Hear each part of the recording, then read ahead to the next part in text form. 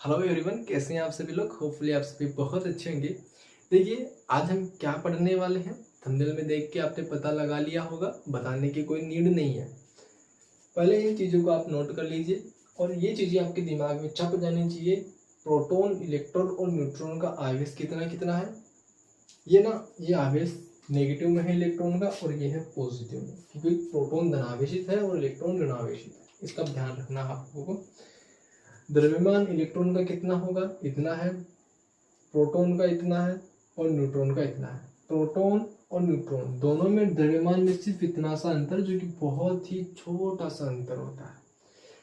यानी कि जो न्यूट्रॉन है वो हल्का सा भारी होता है प्रोटॉन से, इस बात का ध्यान रखना है। ठीक है, आगे चलते हैं अपन। परमाणु संख्या क्या होती है, किसके बारे में, परमाणु संख्या। इस चीज को आपको याद करना है, क्योंकि मैं आगे जो है इनके जो द्रव्यमान है इनको यूज करने वाला हूँ। जब हम अणुभार पढ़ेंगे उस समय हम इनके जो द्रव्यमान है इनको यूज करेंगे। हम देखते हैं परमाणु संख्या क्या होती है। परमाणु संख्या, एटॉमिक नंबर Z।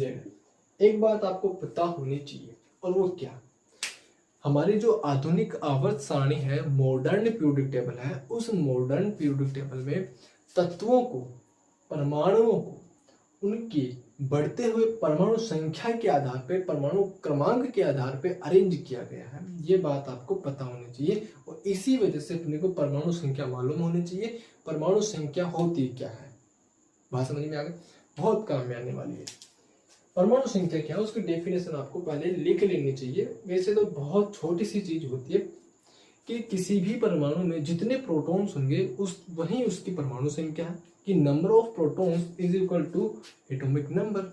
क्या लिखोगे, परमाणु में उपस्थित प्रोटॉन की संख्या, प्रोटॉन की संख्या ही उसकी क्या है, परमाणु संख्या है। हम क्या लिख सकते हैं, Z इज इक्वल टू, इधर लिखते हैं ना, Z is equal to number of protons. कभी भी इस बात का या फिर ऐसे अंदाजा नहीं लगा लेना है कि Z is equal to number of electrons. बेटा अगर ऐसा आपने कर लेना तो फिर गलत हो जाएगा। ये हर चीज के लिए सही नहीं है। उदासीन परमाणु के लिए आप सही कर सकते हो, लेकिन आयनिक परमाणु के लिए, जो आयनिक परमाणु के लिए क्या हो जाएगा, फिर ये गलत हो जाएगा। सर कैसे, तो समझो बेटा, इसको समझना है, ये एक अच्छी चीज है ना। केवल प्रोटॉन्स के ही इक्वल होगा परमाणु संख्या, परमाणु नंबर, परमाणु क्रमांक इलेक्ट्रॉन के नंबर के बराबर नहीं होगा, है ना। क्योंकि जो चीज फिक्स रहेगी ना, परमाणु संख्या वही होगी, और प्रोटॉन की संख्या हमेशा फिक्स होती है। उसको मैं आपको एग्जांपल से समझाता हूँ। मान लीजिए कार्बन है, ये क्या है, कार्बन है। इस कार्बन का प्रोटॉन और न्यूट्रॉन कितना कितना होगा, जरा मेरे को बताओ। कार्बन में जो उदासीन परमाणु है कार्बन का, उसमें नंबर ऑफ प्रोटॉन 6 है और नंबर ऑफ इलेक्ट्रॉन्स भी 6 है। इसी वजह से इसका जो परमाणु क्रमांक है वो कितना है, 6 है। क्योंकि प्रोटॉन की संख्या 6 है तो परमाणु क्रमांक कितना होगा, 6 होगा। अब अगर मैं C+4 की बात करता हूँ, C+4 की अगर मैं बात करता हूँ, तो प्रोटॉन की संख्या कितनी है, बोलो बोलो बोलो। बिल्कुल, प्रोटॉन की संख्या तो अभी भी सर 6 है, और न्यूट्रॉन की संख्या, इलेक्ट्रॉन की संख्या है, न्यूट्रॉन की संख्या नहीं है। इलेक्ट्रॉन की संख्या 2 हो गई, तो पहले 6 थी और अब 2 हो गई। यानी कि इलेक्ट्रॉन की संख्या में परिवर्तन आ रहा है। अगर परिवर्तन आ रहा है तो फिर परमाणु क्रमांक नहीं हो सकता, वो परमाणु संख्या को रिप्रेजेंट नहीं कर सकता है। परंतु प्रोटॉन में दोनों ही C में और C+4 में, कार्बन में जो उदासीन परमाणु है और उस कार्बन का आयनिक परमाणु है, दोनों में ही प्रोटॉन की संख्या समान है। ऐसे ही अगर आप F- की बात करें, कि फ्लोरीन की अगर बात करो, तो यहाँ पे नंबर ऑफ प्रोटॉन्स और नंबर ऑफ इलेक्ट्रॉन्स, फ्लोरीन में नंबर ऑफ प्रोटॉन्स 9 होंगे और इलेक्ट्रॉन्स 9 होंगे, 9 होंगे और ये भी 9 होंगे। ऐसे अगर आप F- की बात करेंगे तो F- में इलेक्ट्रॉन्स गेन किए हैं। अगर क्लोरीन ने इलेक्ट्रॉन्स गेन किए हैं तो इलेक्ट्रॉन गेन किए हैं, प्रोटॉन तो गेन किए नहीं। तो भैया यहाँ पे कितने हैं, 10 इलेक्ट्रॉन्स हो गए, प्रोटॉन्स कितने हो गए आपके, 9 प्रोटॉन्स है। तो नंबर ऑफ प्रोटॉन्स देखिए, अगर इलेक्ट्रॉन दे रहा है, यहाँ पे क्या हुआ, इसने कार्बन ने 4 इलेक्ट्रॉन से डोमिनेट कर दिए, 4 इलेक्ट्रॉन्स कार्बन के ऑर्बिटल में से बाहर निकल गए, यानी कि कार्बन के परमाणु से 4 इलेक्ट्रॉन्स बाहर निकल गए। तो 4 इलेक्ट्रॉन्स बाहर निकल गए तो ऑटोमेटिकली उस पर क्या आ गया, +4 का चार्ज आ गया। और यहाँ पे क्या है, 1 इलेक्ट्रॉन फ्लोरीन ने लिया है, 1 इलेक्ट्रॉन फ्लोरीन के अंदर एंटर किया है, जिसकी वजह से उस पर नेगेटिव चार्ज आया। तो दोनों ही केसेस में अगर आप देखेंगे तो कोई भी जो परमाणु है, किसी भी प्रकार का परमाणु हो, वो इलेक्ट्रॉन दे सकता है, इलेक्ट्रॉन ले सकता है, लेकिन ऐसा नहीं होगा कि वो प्रोटॉन दे सकता है, प्रोटॉन ले सकता है। प्रोटॉन की संख्या उसमें हमेशा समान बनी रहेगी, चाहे कोई सी भी रिएक्शन हो। बात समझ में आ गई? तो किसी भी परमाणु में number of protons always remain same, इसी वजह से हम उसको परमाणु संख्या में भाग दिलवाते हैं, इसीलिए हम उसको प्रोटॉन, किसी भी प्रोटॉन की संख्या को उसके परमाणु संख्या कहते हैं। बात समझ में आई? इतना नोट कर लो फटाफट से।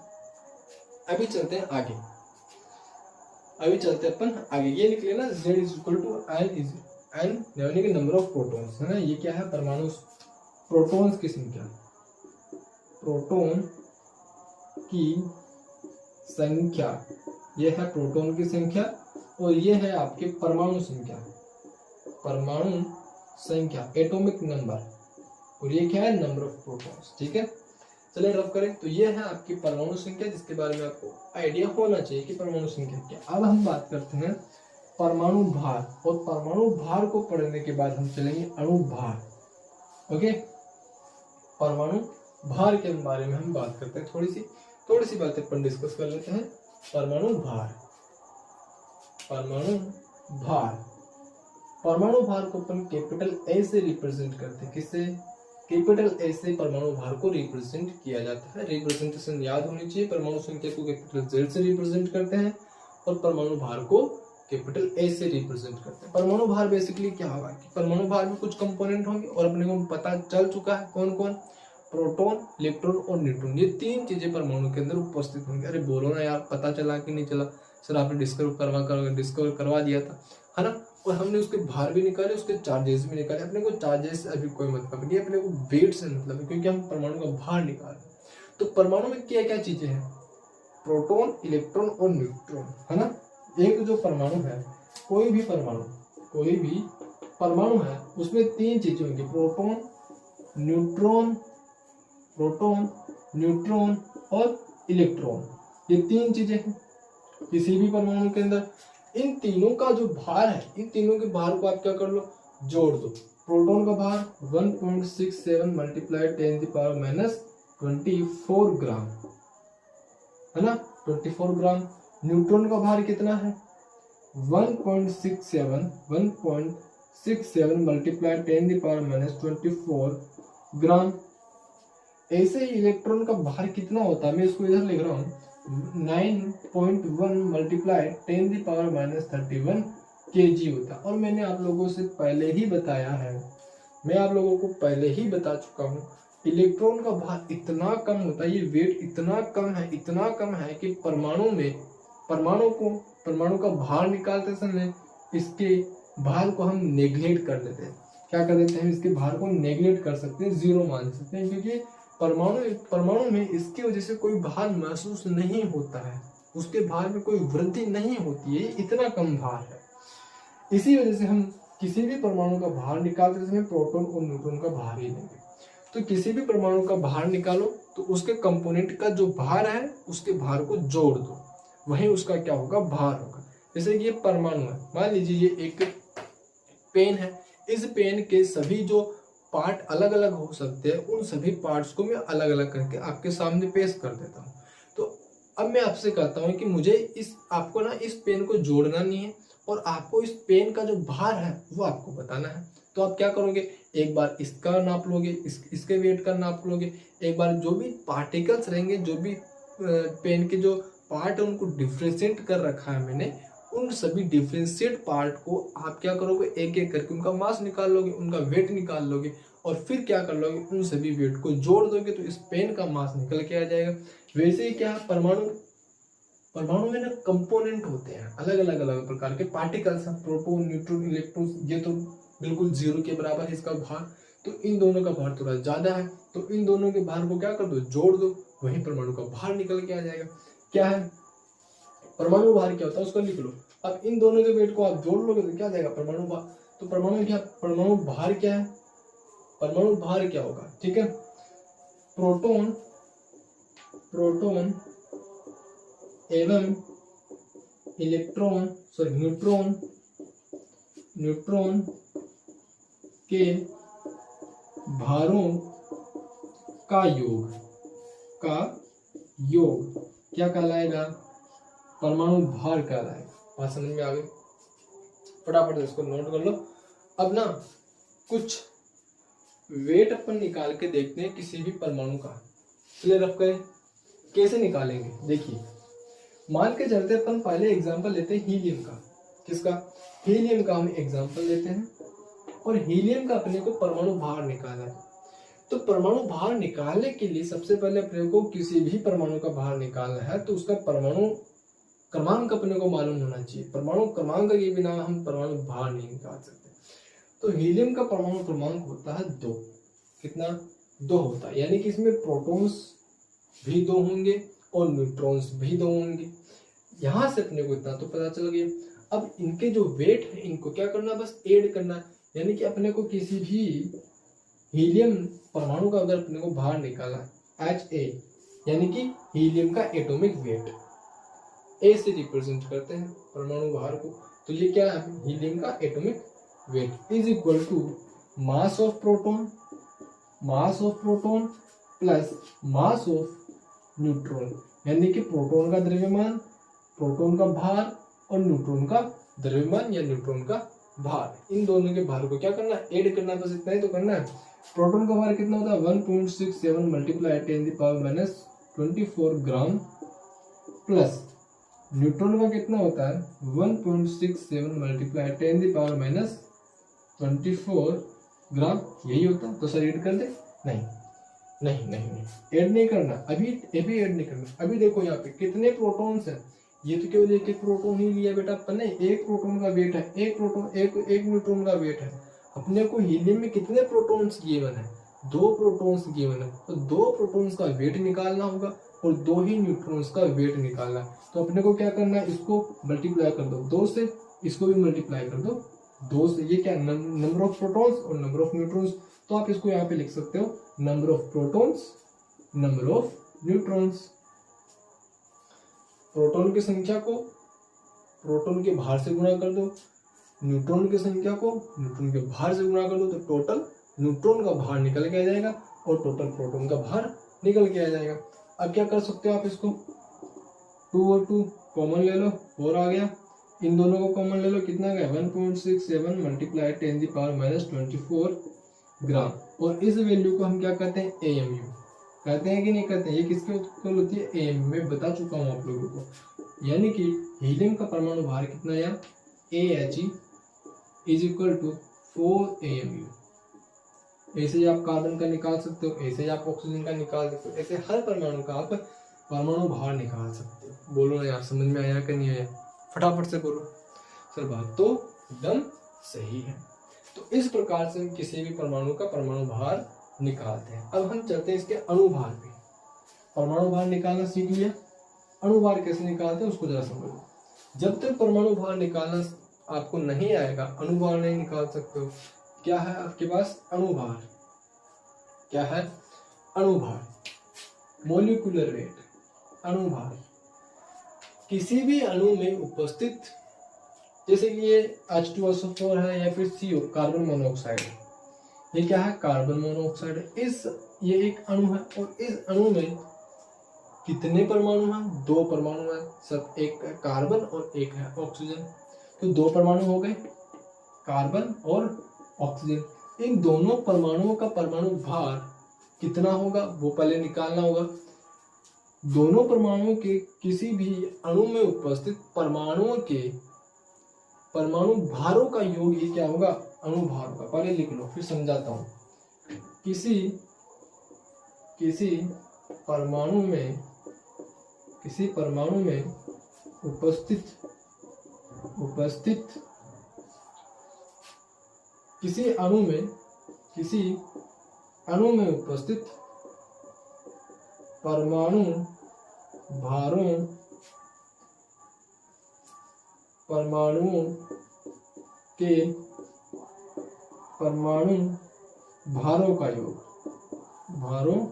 का योग, यही क्या होगा आपका अणुभार होगा। निकालेंगे कैसे? जैसे कि कार्बन मोनोऑक्साइड, इसका अपने को अणुभार निकालना, तो क्या करेंगे, दो परमाणु है इसके अंदर, पहला है कार्बन और दूसरा है ऑक्सीजन। इधर लिखो आप परमाणु क्रमांक, इधर इसको थोड़ा सा आगे ले लो और इधर लिख दो आप परमाणु भार, परमाणु भार। परमाणु क्रमांक कार्बन का कितना है सर 6 है, और ऑक्सीजन का कितना है सर 8 है। परमाणु भार कितना होगा, जिस चीज का डबल होगा, कितना हो गया सर 12 हो गया, और ऑक्सीजन का 8 है तो इसका डबल हो गया कितना 16। एक और बात, जो परमाणु भार है वो इस बात का ध्यान रखना है कि परमाणु भार उसके प्रोटॉन्स और न्यूट्रॉन्स यानी कि उसके परमाणु क्रमांक का लगभग डबल या फिर थोड़ा सा उसका ज्यादा होता है। कितना? थोड़ा सा ज्यादा होता है। जैसे कि मान के चलते हैं ये कार्बन है, तो कार्बन है तो इसका जस्ट डबल परमाणु भार हो गया। इस कभी कभी ना थोड़ा सा ज्यादा हो जाता है, जैसे कि एल्यूमिनियम है, एल्यूमिनियम का होता है 13, होता है इसका 27। डिफरेंस आया कि नहीं है? डबल से एक एमयू मास ज्यादा हो रहा है, और ये जो डबल से थोड़ा सा मास ज्यादा आता है वो उसमें मैंने आपसे बताया था ना कि प्रोटॉन और न्यूट्रॉन के बाहर में एक हल्का सा वेरिएशन आता है, हल्का सा अंतर आता है। उसी अंतर की वजह से क्या होता है, ये जो डबल से थोड़ा सा क्या हो जाता है ज्यादा हो जाता है। डबल से कम नहीं होगा ये गारंटी है, लेकिन डबल से थोड़ा बहुत क्या हो जाता है, वेरिएशन के जो भारों में वेरिएशन है उसकी वजह से क्या होगा, इनका जो वेट है वो हल्का फुल्का ज्यादा हो जाता है ना। तो कार्बन का 12 होता है और हाइड्रोजन ऑक्सीजन का कितना होगा 16 होगा। इन दोनों के जो एटॉमिक वेट है, परमाणु भार निकल के आएंगे, इन दोनों के परमाणु भार को क्या कर लो, जोड़ दो, तो CO का परमाणु भार निकल के आ जाएगा। कितना होता है 28 से, हाँ 28 होता है। तो यहाँ पे आप क्या लिखेंगे, परमाणु भार of CO is equal to परमाणु भार ऑफ कार्बन प्लस परमाणु भार ऑफ ऑक्सीजन। दोनों के परमाणु भारों को क्या कर लो, जोड़ दो। कितना है 12 प्लस 16 CO कितना आ गया 28 AMU। AMU को लगाना नहीं भूलना है, AMU इसकी यूनिट है 28 AMU, ठीक है। तो ये हो गया आपका अणुभार कंप्लीट। आई होप कि आपको ये चीजें समझ में आ रही है। अभी अपन एक छोटी सी टर्म और है जिसका नाम है द्रव्यमान संख्या, जिसे कवर कर लेते हैं कि द्रव्यमान संख्या क्या होती है। द्रव्यमान संख्या क्या है उसको कवर कर लेते हैं। द्रव्यमान संख्या देखिए क्या है, द्रव्यमान संख्या। द्रव्यमान संख्या जो है उसको समझने से पहले एक छोटी सी टर्म आती है न्यूक्लियॉन। क्या? न्यूक्लियॉन